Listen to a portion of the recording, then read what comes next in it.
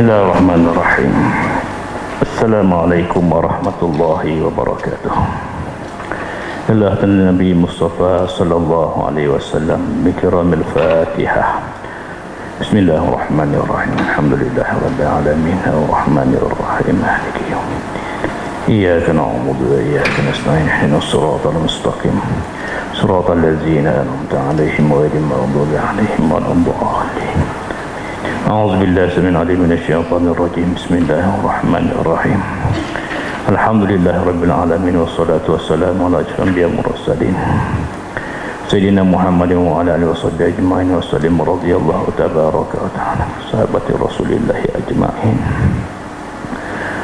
اللهم انفعنا بما علمتنا وعلمنا ما ينفعنا رب زدنا علما وارزقنا فهما اللهم أرنا الحق حقا وارزقنا اتباعه وأرنا الباطل باطلا وارزقنا اجتنابه اللهم فقهنا في الدين وعلمنا تأويل واهدنا صراطك اللهم أحسن عاقبتنا في الأمور كلها وأعذنا من عذاب القبر ومن عذاب النار اللهم نور قلوبنا بنور هدايتك كما نورت الأرض بنور شمسك أبدا أبدا يا أرحم الراحمين اللهم أحسن عاقبتنا في الأمور كلها وأعذنا عذاب القبر اللهم اجعلنا على جمعا مرحوما وتفرقنا من بعده تفرقا معصوما وصلى الله على سيدنا محمد والحمد لله رب العالمين بسم الله ما شاء الله لا يسوق الخير إلا الله بسم الله ما شاء الله لا يصف السوء إلا الله بسم الله ما شاء الله ما كان من نعمة بسم الله ما شاء الله لا يأتي بالحسنات إلا الله بسم الله ما شاء الله ولا حول ولا قوة إلا بالله العلي العظيم الله ربنا وربكم لنا أعمالنا ولكم أعمالكم لا حجة بيننا وبينكم الله يجمع بنا إلهي أنت مقصودي ورضاك مطلوبي أعطني محبتك ومعرفتك Alhamdulillah, syukur kepada Allah Subhanahu wa taala yang memberikan kesempatan untuk kita pada pagi ini hadir manfaatkan sedikit orang masa dalam majlis ilmu dan kita beriktikaf dalam masjid. Mudah-mudahan dengan keberkatan majlis ilmu ini ya Allah limpahilah rahmat, kesejahteraan, keampunan dan kebaikan buat ibu bapa kami sama ada yang masih hidup atau yang telah kembali ke rahmatullah. Jadikanlah kubur mereka taman daripada taman-taman syurga.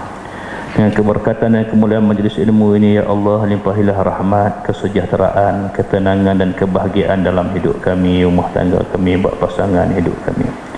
Dan jadikan daripada zuriat keturunan kami anak-anak yang soleh dan solehah, dibukakan pintu-pintu hikmah, kebijaksanaan, ilmu, pengetahuan, beroleh taufik dan hidayah yang berkekalan darimu ya Allah, serta kurniakanlah buat kami lidah yang menyebut kalimah la ilaha illallah sebagai kesudahan dalam hidup kami kelak. Amin ya rabbal alamin. Alhamdulillah, mudah-mudahan kita mengharapkan Allah Subhanahu wa taala membukakan pintu-pintu rahmat, hikmat dan keredaan yang buat kita, diberikan jalan keluar bagi setiap kesulitan, dipermudahkan segala urusan, diringankan urusan dunia kita bagi tak banyak urusan dunia, dilebihkan urusan akhirat kita supaya memberikan lebih banyak manfaat sebagai bekalan kita insya-Allah. Pertama sekali mohon maaf di atas kelewatan pada pagi ini kerana sesuatu yang di luar jangkaan dah kesesakan yang banyak benar aksiden hari ni atas highway dah, kenapa tak tahulah. Patut orang aksiden ni jalan belok-belok, jalan lurus pula banyak aksiden jugalah. Ihdinas siratal mustaqim. Baik, di luar daripada kehendak dan perancangan kita lah, ketetapannya sebegitu insya-Allah. Alhamdulillah, kita mengambil kesempatan pada pagi ini menzahirkan rasa syukur kerana kita diberi kesempatan meneruskan kuliah pengajian kita di tahun baru 1444 Hijrah lah. Tahun baru lah ni. Mudah-mudahan bertambah keazaman, iltizam untuk mendekatkan diri kepada Allah Subhanahu wa taala, menambah ma'rifah, menambah rasa hidup sebagai hamba yang bertuhan, insya-Allah. Kita sambung pengajian kita sampai di bawah tajuk ciri-ciri orang yang bertakwa. Ciri-ciri orang yang bertakwa, masih lagi di bawah bab yang ke bawah. Surat 152 bab yang ke-7, Allah sebaik pelindung.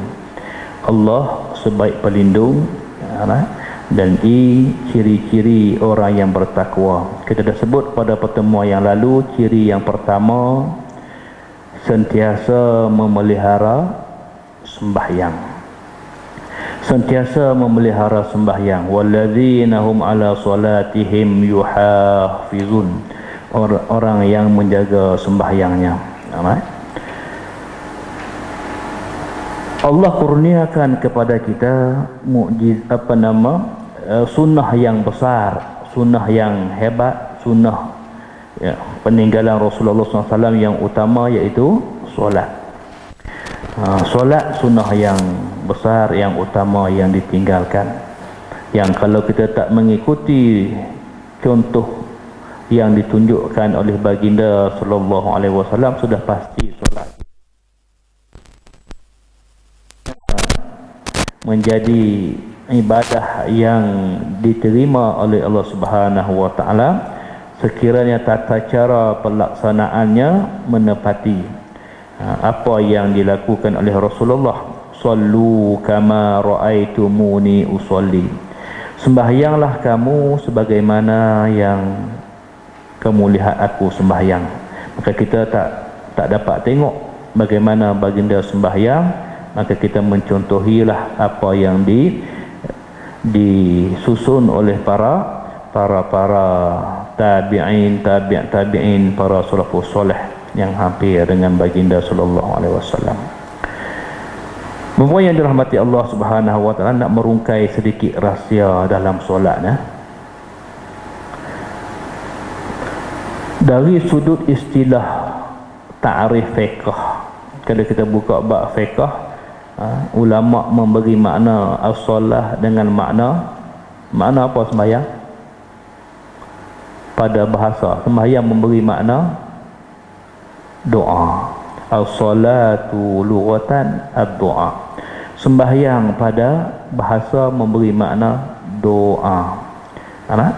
Maka kesempatan yang paling baik doa dalam solatlah. Baik.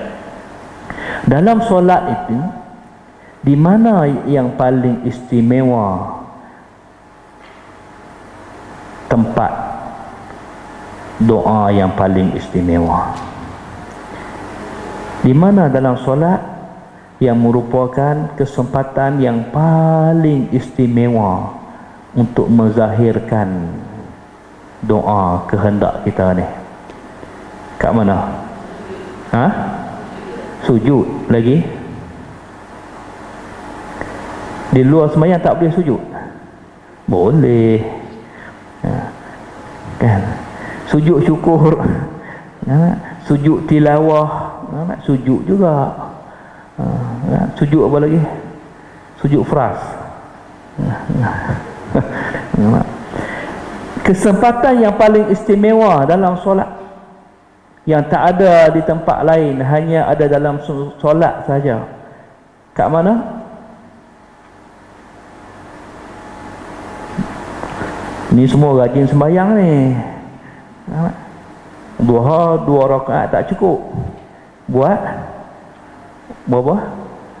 4. 4 ada, 6 ada, 8 ada, bagus.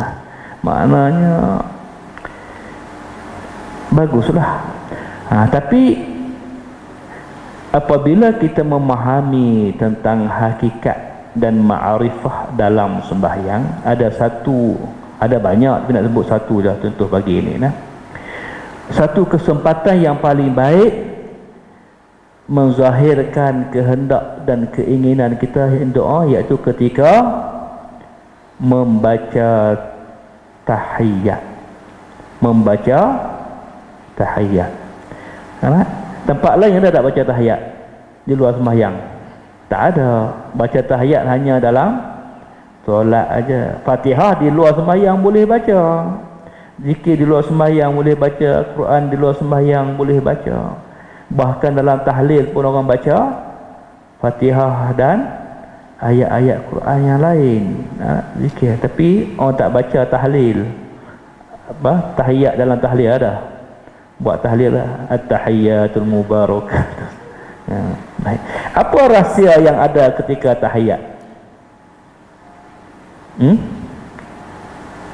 Rahsia apa yang istimewa ketika tahiyat? Ni, nampak? Walladzina hum ala salatihim yuhafizun, orang yang sentiasa memelihara sembahyangnya. Nampak? Luas maknanya tu. Memelihara sembahyang, pertama pada waktu, kedua pada tata cara, ketiga pada penghayatan. Hakikat dan ma'rifah. Yang ni jarang orang ambil berat.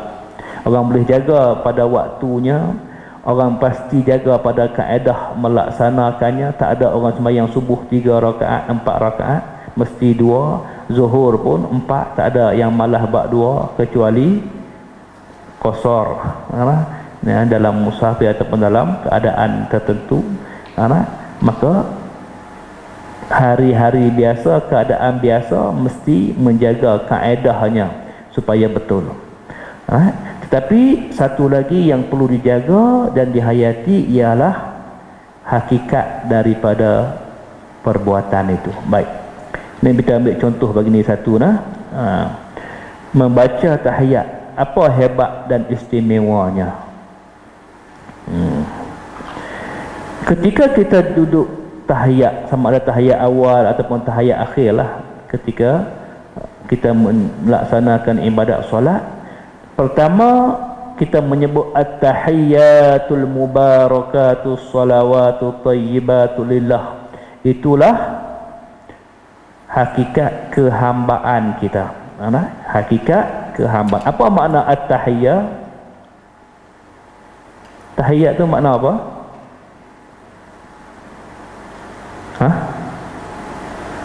At-tahiyyat mana apa? Segala penghormatan, segala penghormatan, puji-pujian, al-mubarakah, keberkatan, kesejahteraan, as-salawat, at-tayyibat, kebaikan-kebaikan, semuanya milik Allah, bukan kita punya. Maka itulah hakikat menzahirkan kehambaan kita. Apa dia? Aku tak ada apa, semuanya milik Allah Subhanahu wa ta'ala, kan? Milik Allah. Orang perempuan dia lebih mudah diangkat martabat dia menjadi waliullah berbanding orang lelaki. Orang perempuan lebih senang nak jadi wali. Orang lelaki banyak syarat dia. Orang perempuan tak banyak syarat. Apa syaratnya jadi wali bagi orang perempuan? Apa syarat dia? Dah belajar ke belum? Dah ke belum? Belum belajar lagi. Orang lelaki nak jadi wali nikah mudahlah. Ada anak perempuan, ada cucu perempuan, bolehlah jadi wali nikah. Tapi waliullah, martabat wali di sisi Allah Subhanahu wa ta'ala, orang perempuan lebih mudah lagi lah. Hanya ada 4 syarat saja. Settle 4 syarat tu, insya-Allah diangkat martabat jadi waliullah. Tak belajar lagi, patutlah tak jadi wali lagi. Insya-Allah nanti kita belajar, insya-Allah. Kita selesai yang ini dulu. Baik, maka hakikat tahiyat tu apa dia? Menzahirkan kehambaan itu. Hamba, apa makna hamba? Tak memiliki apa-apa. Itu syarat pertama nak jadi wali. Nombor 1, tanggalkan keakuan diri. Tanggalkan keakuan. Orang perempuan ni masalahnya apa? Masalahnya dia rasa bangga dengan diri dia. Kalau tak tengok cermin sehari tak sah. Nak keluar rumah mesti tengok cermin dulu. Betul? Nak pakai tudung mesti tengok cermin dulu. Cermin sengit, maka marah pada cermin. Kan marah pada tudung sengit. Tudung tak sama, Allah, tak boleh. Tudung tak matching pun tak boleh. Sebab apa? Kan? Sebab self confident tu kan. Self confident kalau keluar dalam keadaan rasa tak puas, rasa tak confident diri, waktu yang tak jadi wali. Nombor satu, kena hilangkan yang itu. Jangan rasa hebat diri, kan? Jangan rasa diri ni lebih, jangan rasa diri ni istimewa, jangan rasa diri ni berbanding orang lain.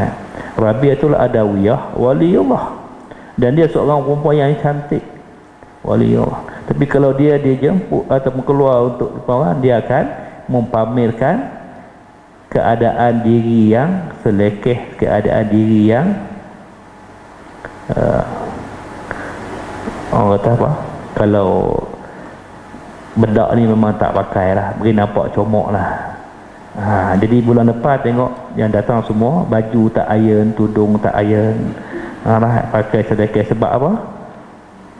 Nak jadi wali. Boleh? Hilangkan keakuan diri. Jangan rasa diri itu lebih. Yang ni masalah berat tu. Itu yang berat tu. Walaupun satu, baju setakat 2-3 kali pakai itu biasa. Pakai tak boleh. Satu kali pakai ya.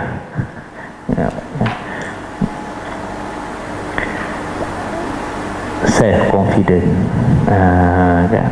Nak menzahirkan itu, dia berbeza sikit. Sebab bagi orang wali dia tak penting penampilan zahir, dia jaga pada hati. Melainkan dah jadi wali, dia okey lah, dia jaga dalam masa. Sebab menzahirkan kecantikan Allah Ta'ala itu. Tapi kalau pakai cantik, rasa siapa cantik? Rasa aku yang cantik. Tu nak hilangkan aku tu. Baik. Maka hakikat tahiyat itu menanggalkan itu. Menanggalkan keakuan diri. Semuanya milik Allah. Puji-pujian milik Allah. Kebaikan milik Allah. Kesejahteraan milik Allah. Berkatan semua milik Allah. Sebab tu dalam bab akidah, bila kita sebut Allah, terzahir daripada kalimah Allah itu sekurang-kurangnya 4 sifat, kan?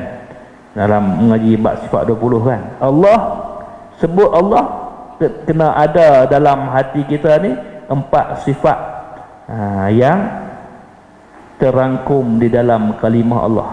Paling kurang tu 4 tu, lebih lagi bagus. Paling kurang 4 sifat tu menolak keakuan kita. Apa dia 4 sifat tu? Yang masuk bab usul sikit, bab tauhid. Bila sebut Allah, apa yang kena terlintas di hati? Sifat apa? Sifat Allah Ta'ala lah. Sifat daripada sifat ma'ani tu. Sifat ma'ani. Sifat ma'ani ada berapa? 7. 4 pada kalimah Allah. Apa yang 4 tu? Bila sebut Allah, pertama mesti terzahir, maknanya hati kita memahami hakikat itu. Hakikat apa? Wahdaniyah, keesaan. Nak keesaan. Mesti terzahir itu Allah mesti esa, tidak berbilang-bilang. Baru ni bulan lepas, ini cerita pengalaman sikit. Bulan lepas saya buat program ziarah Tok Guru. Jadi terima kasih jemaah yang beri sumbangan bagi menjayakan program yang sangat berjaya, alhamdulillah. Cemerlang, dapat ziarah 7 orang ulama-ulama Tok Guru di Kedah, Perlis dan juga Perak. Jadi alhamdulillah, amalan saya sampai tak mampu nak beramal. Amalan sampai tak larat nak beramal. Banyak sangat amalan yang diberinya. Setiap Tok Guru bagi macam-macam ijazah amalan. Dengan solawatnya, dengan wiridnya, dengan zikirnya, hadisnya, tarekat, macam-macam diajarnya. Alhamdulillah lah. Baik. Itu satu. Dia nak cerita pengalaman waktu hari kedua sebelum makan tengah hari. Tok Guru tanya, ni dibaca ayat ni, ayat tu surah Al-Ankabut ayat 45 tu, ayat bawah tu, inna solata tanha anil fahsya'i wal munkar. Dia teringat ni sebab ada ayat ni dalam buku kita tu. Sembahyang itu mencegah daripada perbuatan keji dan mungkar. Tapi kenapa orang sembahyang masih lagi buat dosa? Sembahyang baguslah tapi mungkar buat juga, maksiat buat juga, pecah amanah, cakap bohong, curi ke, nipu ke, macam-macam lah. Kenapa masih lagi berbuat maksiat? Maka kata Tok Guru, kerana umat Islam hari ini belajar tentang Islam hanya pada 4 perkara aja. Sedangkan Islam itu 5, rukun Islam itu 5, tapi orang belajar 4 aja. Maka dia pun tanyalah, dia kata contohnya begini. Maka dia tanya, dalam agama dia tanya, rukun sembahyang ada berapa? Ada berapa rukun sembahyang? Rukun sembahyang 13. Itu makna belajar lah tu. Tak belajar tu teruk benar lah. Rukun sembahyang 13 itu belajar. Rukun puasa berapa? Rukun puasa kena tunggu bulan Ramadan pula kan? Bulan ni pun puasa, itu puasa Ashura. Hari ni pun hari Khamis puasa juga. Puasa mesti tahu rukun puasa. Rukun puasa ada 2 je. 2. Rukun zakat tak belajar lagi. Rukun zakat 4. Rukun haji tunggu panggilan haji. Rukun haji 6. Baik.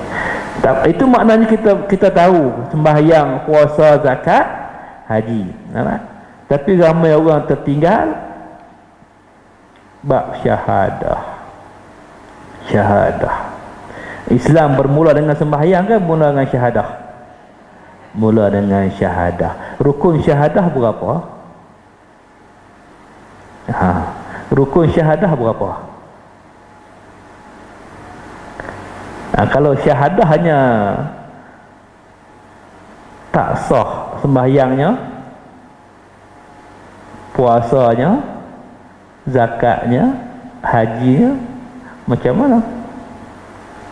Kalau syahadahnya kantoi. Dia mesti tahu rukun syahadah, dia mesti tahu syarat sah syahadah, dia mesti tahu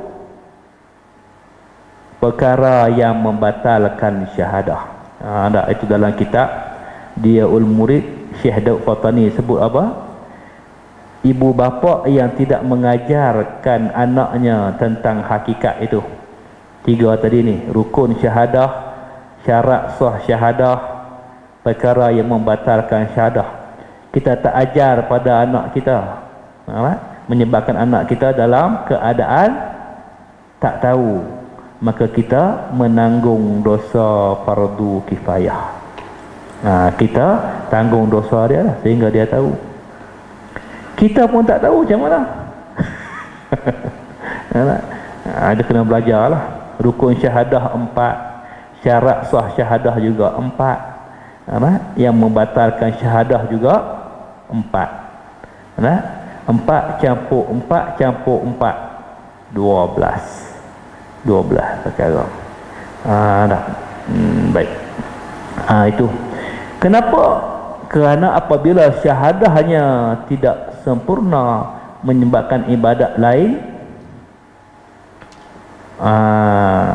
tak akan sempurna. Maka sebab itu penting memulakan dengan kefahaman tentang syahadah.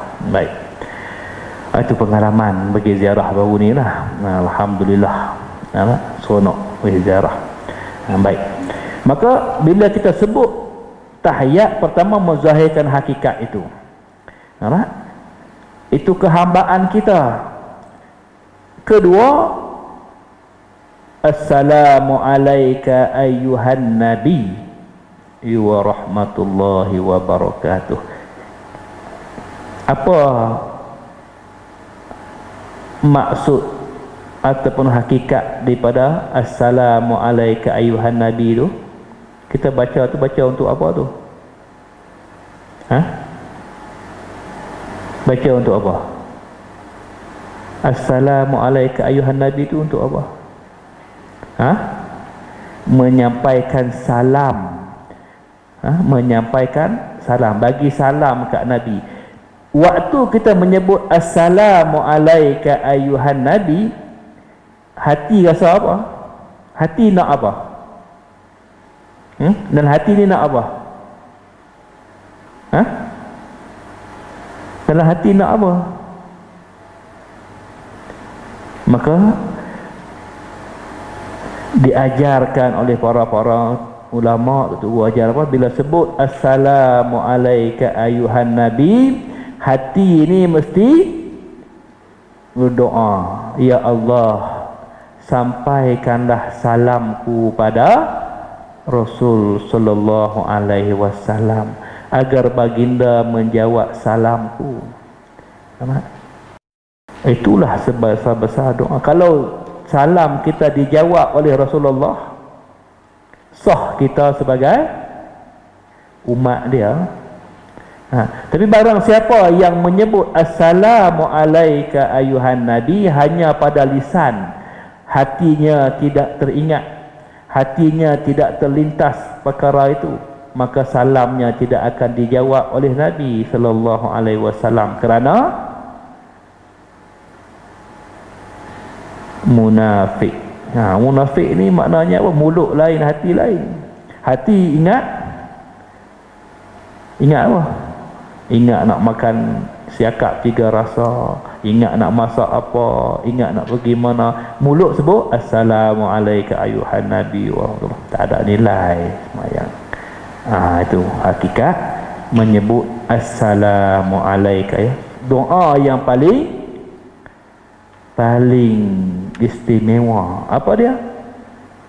Salam dijawab oleh Rasulullah. Adakah tak ada dalam hati? Adakah tak ada? Adakah tak ada? Kalau tak ada, maknanya kita tak bersungguh berharap pada Rasulullah. Kerana yang boleh bagi syafaat di hari akhirat cuma berapa golongan yang boleh bagi syafaat? Syafaat ada 2 dalam kitab Risalah Tauhid sebut, syafaat hari akhirat ada 2, syafaatul uzma, syafaatul kubra. Syafaatul uzma, syafaat paling agung, hanya dikurniakan pada baginda Rasulullah sallallahu alaihi wasallam.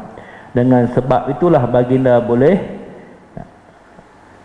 mendahulukan umatnya dihisab, dibentangkan titian sirat, diberatkan timbangan amalan bagi mereka yang dosa dan pahalanya sama berat, dikeluarkan umatnya daripada neraka masuk ke dalam syurga. Itu syafaatul uzma, syafaat paling agung, hanya dikurniakan oleh Allah pada Rasulullah sallallahu alaihi wasallam. Nak layak dapat syafaat itu ada 4 syaratnya. Yang tu tak ada dalam kitab ini, kitab lain. Kena perhalusi syarat-syarat itu baru kita layak jadi orang yang mendapat syafaat Nabi sallallahu alaihi wasallam. Syafaatul kubra dikurniakan pada 3 golongan. Siapa dia? Pertama, para nabi dan rasul selain daripada Rasulullah. Para nabi-nabi dan rasul-rasul yang lain diberikan syafaatul kubra, iaitu syafaat ni maknanya apa? Syafaat pelepasan. Syafaat dapat jaminan, dapat perlindungan. Maka para nabi, para rasul boleh bagi syafaat pada umat mereka lah.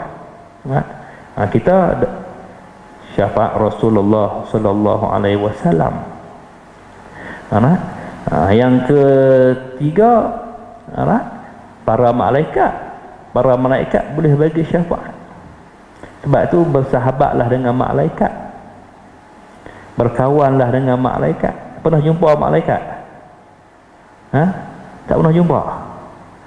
Minta tak nak jumpa malaikat? Tak minta macam mana nak jumpa? Minta lah. Bersalawat pada Rasulullah. Malaikat suka orang yang berselawat. Malaikat selalu datang tengok kita. Tambah-tambah malaikat maut lah. Tengok aja. Setiap hari datang tengok.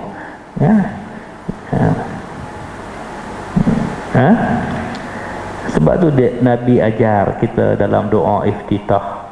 Nabi baca apa? Allahumma rabba Jibril wa Mikail wa Israfil fatirus samawati wal ardh alimul ghaib wasyahadah tatahkum baina ibadika fima kanu fi yakhtalifun. Itu dibaca ketika dalam doa iftitah. Banyak doa iftitah ni. Contoh bulan puasa. Bulan puasa kita minta apa? Ramai orang bila masuk bulan Ramadan dia minta Lailatul Qadar. Ya Allah, jadikanlah kami hamba-hambamu yang beribadat di malam Al-Qadar ya Allah. Temukanlah kami dengan Lailatul Qadar ya Allah. Tu doa bulan Ramadan. Sebab apa? Lailatul Qadri khairun min alfi syahr. Al-Qadar itu lebih baik daripada 1000 bulan. Yang itu diambil sambung ayat tu apa? Sambungan dia. Lailatul Qadri khairum min alfi syahr. Tanazzalul malaikatu waruh. Kenapa tak minta yang tu? Malam itu diturunkan segala malaikat. Minta ya Allah, ketemukanlah aku dengan para malaikatmu ya. Ada masjid buat doa macam tu? Kenapa? Ayat yang sama aja. Itu. Baik, nak sebutnya rajin-rajinlah bersalaman dengan malaikat. Baik. Yang keempat, orang soleh, para salafus soleh. Kan? Orang-orang soleh. Siapa orang soleh ni? Bukan namanya soleh. Golongan solihin, orang soleh. Siapa dia? Apa tanda orang itu soleh? Syarat nak jadi orang soleh ni kat mana? Soleh, solehah lah. Soleh tu lelaki, solehah tu perempuan. Orang soleh boleh bagi syafaat, tapi kriteria soleh itu macam mana? Syarat soleh pertama, hati yang berkeinginan untuk dekat dengan Allah dan mengenal Allah. Kalau tak ada yang tu, tak akan jadi soleh. Hati yang rasa rindu, hati yang rasa berhajat, ya Allah,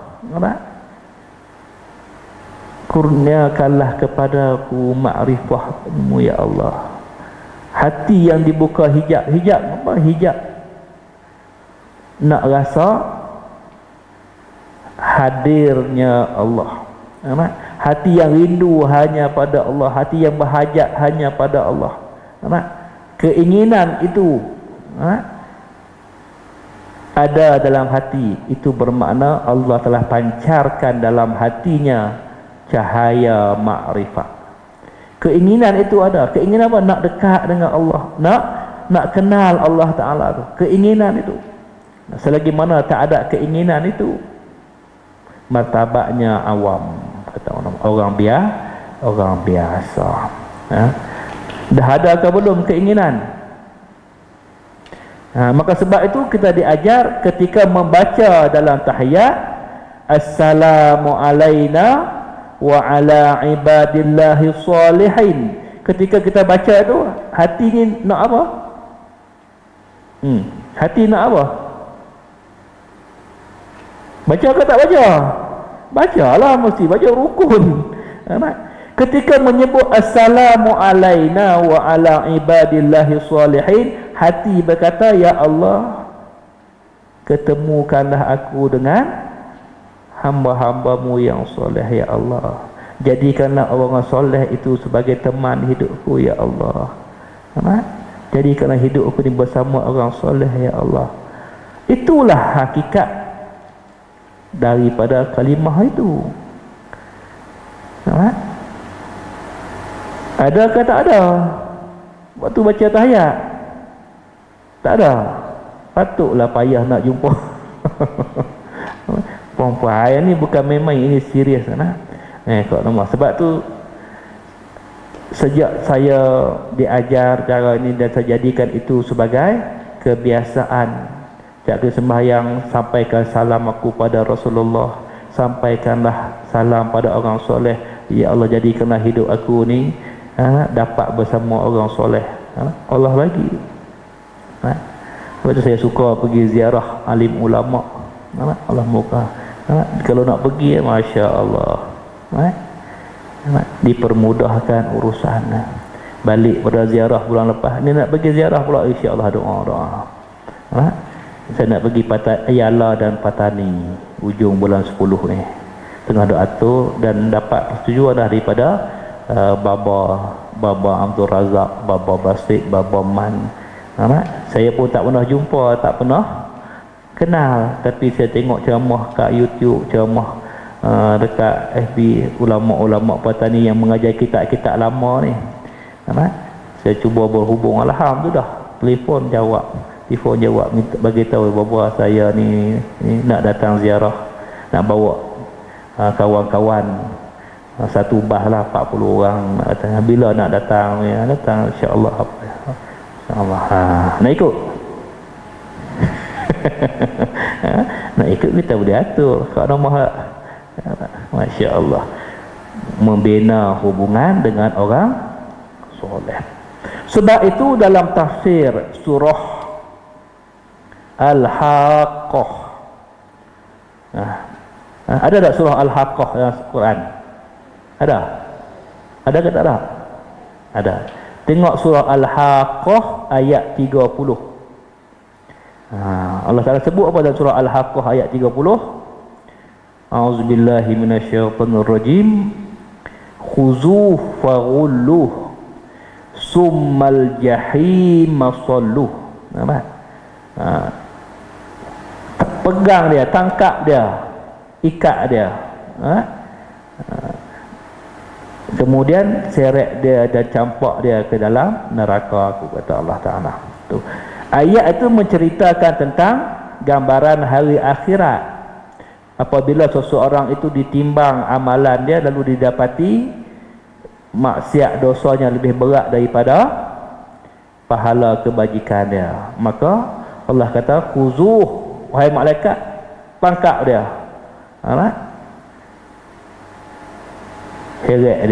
seret dia dengan rantai 70 hasta, diberi lalu diseret dia, nak dicampakkan ke dalam neraka.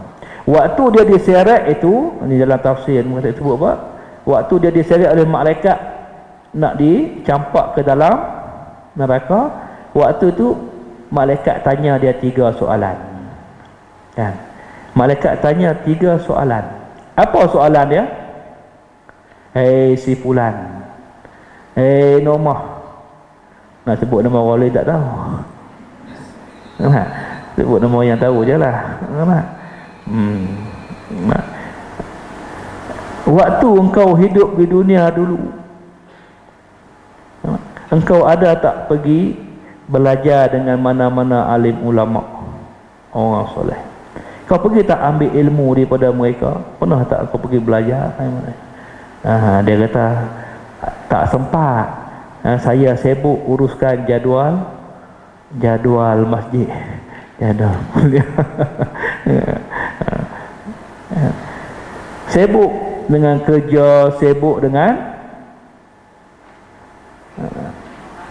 rumah tangga, lepas tu sibuk dengan cucu pula.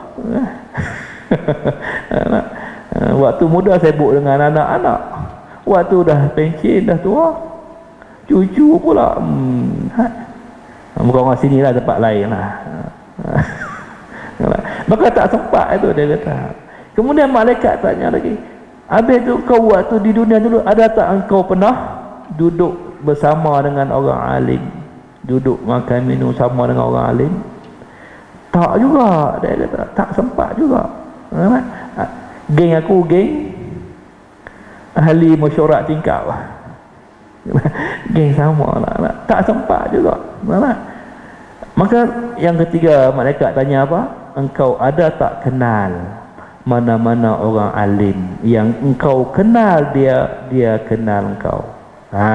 Kau kenal dia kenal engkau. Maka jawab si fulan ni, ada, aku kenal si fulan bin si fulan itu.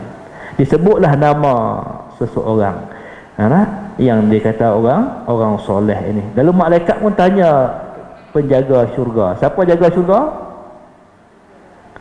Ridwan, Ridwan panggil Wan tak? Malaikat yang jaga syurga, Wan, kau cek tengok. Maka disemaklah oleh malaikat penjaga syurga dan dapati nama itu ada di dalam syurga. Ini orang baik, penghuni syurga ada. Tanya dia, kenal tak si fulan ni si fulan ini? Lalu ditanya kepada penghuni syurga, dia kata, ya, aku kenal nama itu. Maka Allah kata apa? Dengan rahmat aku lepaskan dia dan bawalah dia ke syurga aku. Tu assalamu alaina wa ala ibadillahi salihin. Nabi dah ajar, dah bagi kat kita dah. Kita baca tapi tak menghayati dia. Baca nak pergi cepat habis ya. At-tahiyyatu mubarakatuh salawat. Assalamu alaikum warahmatullahi wabarakatuh. Asyhadu an la ilaha illallah. Tak jadi. Maka zahirkan pengharapan itu. Ya Allah, sampaikanlah salamku pada Rasulullah. Tak puas dengan sekali menyebutnya. Assalamu alayka ayuhan nabi, assalamu alayka ayuhan nabi. Diulang-ulang. Sebab apa? Sebab itulah sebesar-besar syafaat. Kalau dah Nabi kenal kita, Nabi bagi salam, jawab salam kita, tak rasa istimewa ke? Oh, paling istimewa. Ditambah lagi, assalamu alayna wa ala ibadillahi sholihin. Ya Allah, jadikanlah hidup aku ni dapat bersama dengan orang soleh, bertemu dengan orang soleh, mengenali orang soleh. Itu insya-Allah. Hari nak pergi pula ujung bulan 10 insya-Allah. Yala dan Patani. Tapi tak buka penyertaan lagi lah, sedang susun insya-Allah. Sebab apa? Sebab salah satu daripada perkara yang kita harapkan menjadi penambahbaikan untuk akhirat kita ialah hubungan dengan orang-orang soleh. Baru ni pergi ziarah ramai muslimat lah. Muslimat 29 orang. Satu bah 44 orang. Lelaki sikit buat berjalan ni, orang perempuan seronok rajin. Tambah ni pula nak pergi hak nyai sekali kan. Ialah petani hak nyai. Allah. Masya Allah. Tu hari ni dapat dua perkara ni penting nah. Jadikan itu kebiasaan. Setiap kali kita duduk dalam tahiyat, maka kita membaca itu dengan harapan itu. Baik. Itu selesai dalam tajuk sentiasa memelihara sembahyang itu. Ya, pertama kita sebut tentang hakikat sembahyang tadi. Baik. Tak kala Umar Al-Khattab menghadapi sakaratul maut kerana kena tutusan kita dah baca dah hari itu, maka yang disebutnya ialah tentang sembahyang. Dan disuruh ingatkan umat ni tentang sembahyang. Umar menuliskan surat kepada para gubernur dan para pemimpin daerah dengan mengatakan, kalian mesti sentiasa menjaga sembahyang, kerana sembahyang awal mulanya Islam dan paling terakhir hilang daripada agamamu ini. Tiang agama itu sembahyang. Maka Allah sebut, hafizu ala salawati was salatil wusta wa qumu lillahi qanit. Peliharalah semua sembahyangmu dan pelihara sembahyang wusta, sembahyang asar. Berdirilah untuk Allah dalam sembahyangmu dengan khusyuk. Qumu lillahi qanitin. Berdiri dengan keadaan merasa diri menyempurnakan kehendak Allah, bukan kehendak kita. Sembahyang menzahirkan kehendak Allah. Baik. Ada satu cerita rahsia tentang sembahyang ni. Baik. Ketika Allah Subhanahu wa taala ciptakan Adam alaihi salam, bapa kita lah, kullukum min Adam, semua kamu daripada Adam. Maka Adam tengok dalam syurga makhluk-makhluk ni ada pasangan masing-masing. Maka timbullah keinginan untuk berpasangan. Maka keinginan itulah disebut dalam bahasa Arab, disebut apa keinginan? Hawa. Hawa tu maknanya apa? Keinginan, yang diinginkan. Maka bila keinginan itu ada, Allah zahirkanlah, Allah ciptakan daripada Adam pasangannya, lalu dinamakan Hawa. Hawa tu bukan nama dia.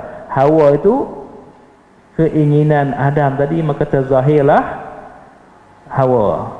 Hawa tu yang diinginkan lah. Itulah Siti Hawa tu. Maka dinamakanlah dengan Hawa, yang diinginkan oleh Adam. Keinginan pada pasangan. Jadi disebut hawa nafsu. Kontrol sikit hawa nafsu tu, keinginan tu. Baik. Maka ada pasangan, anak nikah ceritanya. Dengan pasangan inilah berkembangnya zuriat keturunan manusia, zuriat keturunan kita lah. Sebelum Adam dikeluarkan daripada syurga, hidup dalam syurga dengan pasangan, apabila langgar perintah Allah Ta'ala, maka ditanggalkanlah pakaian pakaian syurga. Tertanggallah pakaian syurga. Nah, apa pakaian yang ditanggalkan? Pakaian apa yang ditanggalkan? Dalam syurga ni pakaiannya bagaimana? Apa pakaian syurga? Nak masuk syurga ke tak? Pakaian syurga tu apa? Allah tinggalkan sikit saki baki pada manusia ni supaya ingat ada cebisan pakaian syurga pada kita. Di mana cebisan itu? Mana cebisan pakaian syurga pada kita? Lambat lagi nak masuk syurga ni. Cebisan pakaian syurga itulah yang ada di hujung jari tangan dan hujung kaki yang namanya kuku. Asalnya tubuh kita ni disalut dengan kuku. Kuku bukan di ujung ni, disalut semua ni, disalut. Sebab tu dah membasuh anggota wuduk, bukan kerana kotor. Kerana hakikat itu adalah pakaian syurga. Kalau kita dah sebut dah dulu 4 anggota pada kita yang dari syurga. Apa dia? Yang make in syurga. Lambat lagi nak masuk syurga ni, lupa panjang. Syurga ni 4 kan. Itulah anggota wuduk yang wajib dibasuh. Bukan kerana kotor. Kerana bertemu dengan Allah hanya dalam syurga. Maka itulah hakikat kenapa perlu berwuduk, seolah-olah nak berhadap dengan Allah mesti dalam keadaan suci. Suci pada apa? Najis bukan di tangan, bukan di muka. Najis di mana? Tapi makrifah itu adalah makrifah pentingnya. Barulah wuduk kita tu wuduk yang ada hakikat dia. Maka Allah salutkan tubuh Adam dan Hawa dengan kuku. Cantik tak? Bersinar berkilat. Bila melanggar perintah itulah baru Allah tanggalkan semua. Bila tanggal semua, tinggallah kenangan di ujung jari dan di ujung kaki sebagai kenangan. Ini sibuk kilat kuku je. Kilat kuku pakai kutik. Tapi tak ingat rahsia di sebalik itu. Korang sini lah, korang tempat lain lah. Sebab tu kalau nak ingatkan kita, ya Allah, kembalikanlah perhiasan syurga pada diriku, ya Allah. Masya Allah. Itu ringkas sikit lah. Baik, dikeluarkan Adam dan Hawa daripada syurga, maka berkembanglah zuriat keturunan manusia di bumi. Maka iblis berkata, ya Allah, Engkau ciptakan bagi manusia pasangan, dengan sebab itu berkembang zuriat keturunan mereka. Aku pun nak kembangkan zuriat keturunan aku juga.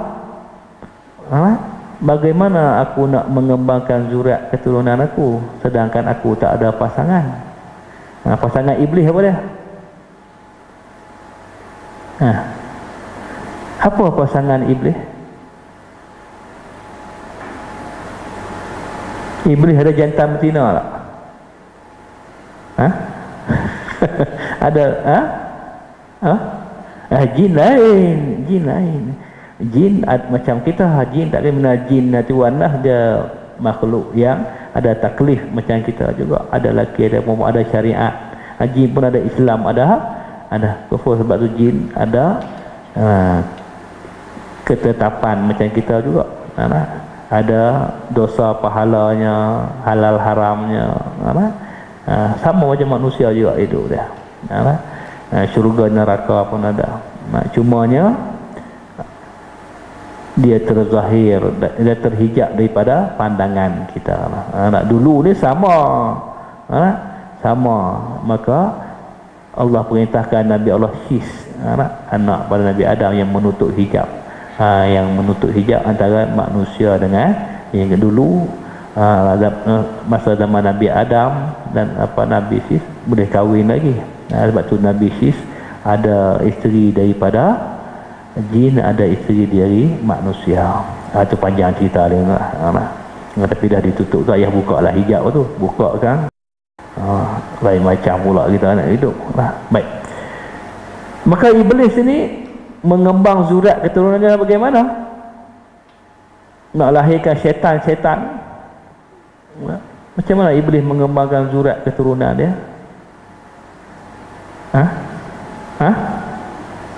Maka dijadikanlah pada paha kanan iblis itu zakar, pada paha kirinya faraj. Maka bersatulah paha kanan dan paha kirinya, maka terhasillah 5 biji telur. Telur dia tak boleh beranak, dia bertelur. Kenapa? Kenapa iblis tak boleh beranak?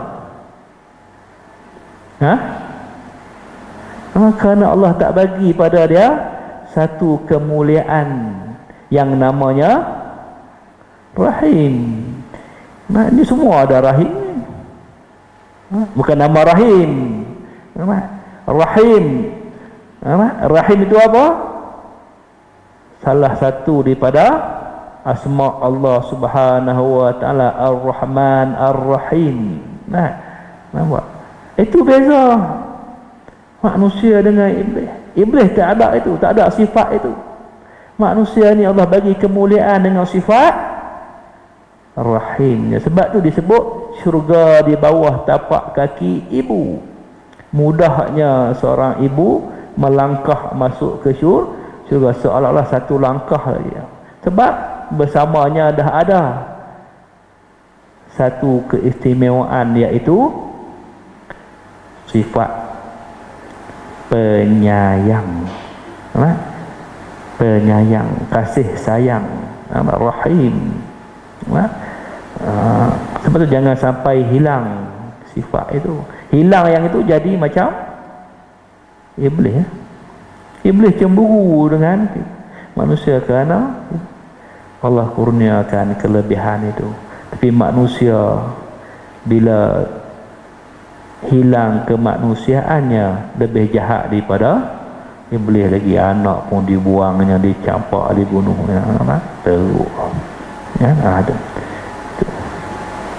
Maka 5 biji telur. Setiap telur ada 9 anak.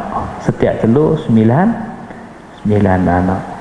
Maka 9 kali 5 45, tambah 5 yang asal 50. Itulah rahsia sembahyang bermula dengan 50 waktu. Kemudian Allah kurangkan tinggal 5 itu induk yang asal. Maka orang yang mendirikan solat, jaga solat dia, tidak menetahlah telur itu, binasa telur itu. 5 kali dia jaga solat, maka binasalah 5 telur dia, tak dapat menetas. Tapi kalau dia tak jaga solat dia, maka hiduplah dia dengan itu rahsia dia. Itu jaga sembahyang. Okey, itu disebut wallazi nahum fi salatihim ala salatihim yuhafizun. Menjaga sembahyang. Hebat tak sembahyang? Hebat sembahyang. Ini sembahyang hanya nak cukup syarat aja. Tak ya, sembahyang mesti disertakan dengan hakikat rahsia pada sembahyang itu. 5 itu merujuk kepada 5 waktu yang kalau suaminya menjaga itu tak akan menetaslah 9 syaitan. 9 itu simbolik pada 9 nafsu pada wanita. Sebab tu perempuan ni kalau suaminya baik, bapaknya baik, jaga sembahyang, insya-Allah dia akan jadi baik. Tapi kalau bapaknya, suaminya tak jaga sembahyang, isteri dan anak-anak pasti payah. Sebab 9 tadi tu. Kerana pada hakikat itu. Baik. Sebab tu dia sebut melaksanakan sembahyang pada waktunya. Maknanya jaga sembahyang tadi.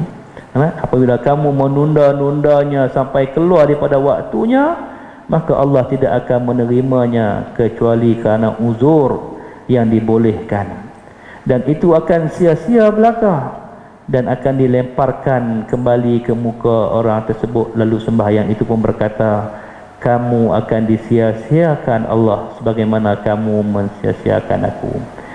Hakikat sembahyang. Maka yang kita jaga ni, jaga kita bersahabat dengan solat. Bukan kita jaga solat kita jaga solat itu, kenal solat itu. Ya Allah, istimewanya solat itu, menzahirkan hakikat kehambaan kita, menunaikan hak Allah, menzahirkan kita bergantung hanya pada Allah, menyelamatkan diri kita, keluarga kita daripada godaan iblis, syaitan. Itu ini sibuk cari ustaz tu ru'yah ni, ayat tu ayat ni, mayang tak jaga ru'yah macam mana ya. Malam Jumaat aja buat air resin juru mandi pun tak jadi, mayang tak nak dijaga. Ada jaga semayang. Dan ibadah yang pertama kali dihitung daripada seorang hamba pada hari kiamat kelak adalah sembahyangnya. Semua dah terhafal dah yang ni.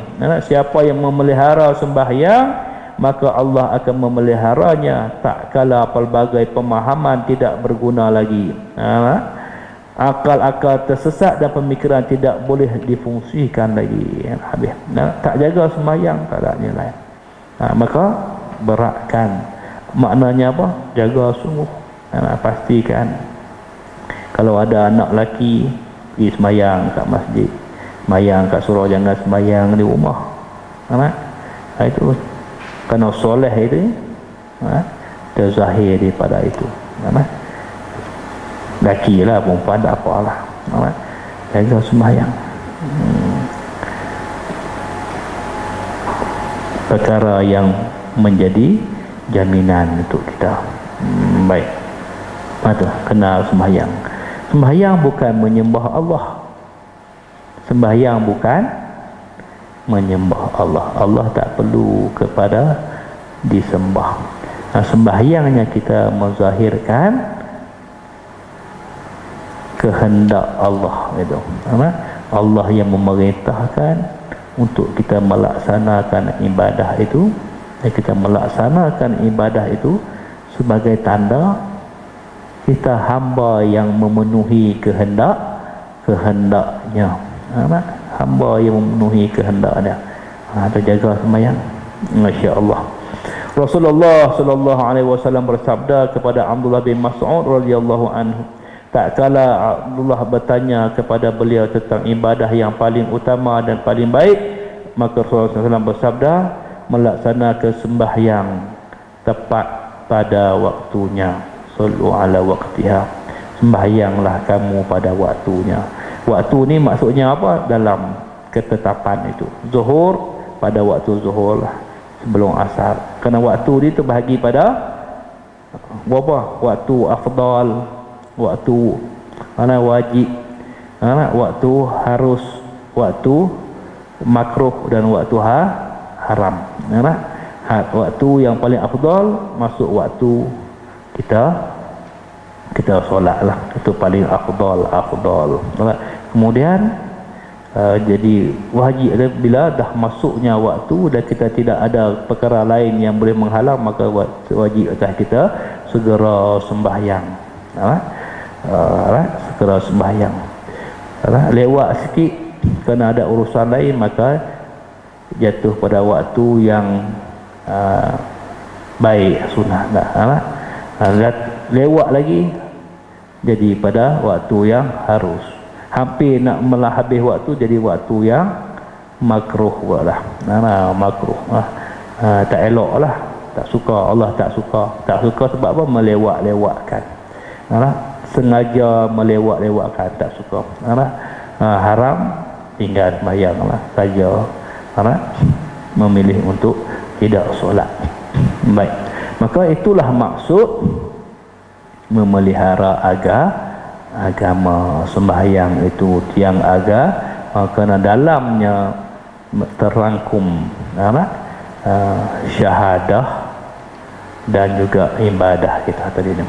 Sembahyang itu sendiri dan adanya pengakuan syahadah kita dalam sembahyang itu. Maka jaga sembahyang, insya-Allah. Urusan hidup kita pasti dalam jagaan Allah Subhanahu wa taala. Allah yang jaga. Kerana ihfazillah yahfazuka. Kita menjaga hak Allah Subhanahu wa taala, Allah pasti akan memelihara dan menjaga. Insya-Allah kita akan sambung melaksanakan sembahyang dengan berjemaah dan melaksanakan sembahyang dengan penuh khusyuk dan penuh ketundukan dalam siri yang akan datang. Wallahu a'lam. Ada soalan dekat tu? Hal indakum soal? Ada soalan lain tak? Alhamdulillah. Insya-Allah. Tak ada lah? Baik, terima kasih. Kalau tak ada, cukup aja tak?